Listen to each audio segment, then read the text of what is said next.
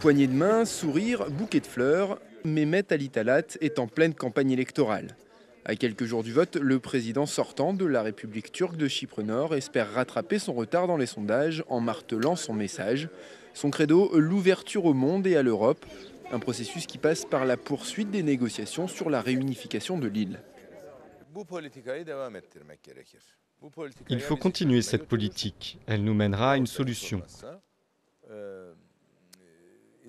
Ou du moins lèvera l'isolement et rendra les Chypriotes turcs plus acceptables aux yeux de la communauté internationale.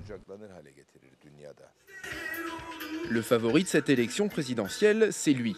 À 72 ans, Derviş Eroğlu est méfiant à l'égard des négociations. Le candidat nationaliste crie déjà victoire et s'annonce comme un interlocuteur difficile pour les Chypriotes grecs et leur Premier ministre Dimitris Christofias. Si Christofias quitte la table des négociations, il sera tenu pour responsable par la communauté internationale. Moi, je ne quitterai pas la table des négociations. Mais le peuple chypriote turc a décidé de me porter à la présidence pour que je défende ses intérêts. Et personne ne peut changer cette décision.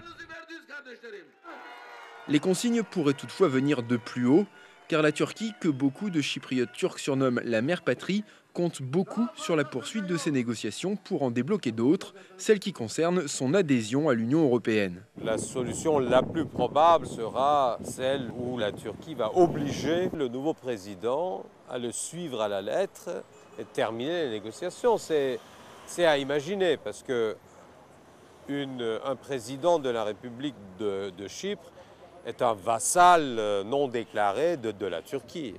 En 70 rencontres depuis 2008, les négociations sur la réunification n'ont connu aucune avancée significative et cette élection présidentielle se présente comme une complication de plus dans le dossier. Plus de 35 ans après la partition de l'île, le processus pourrait donc à nouveau se retrouver au point mort.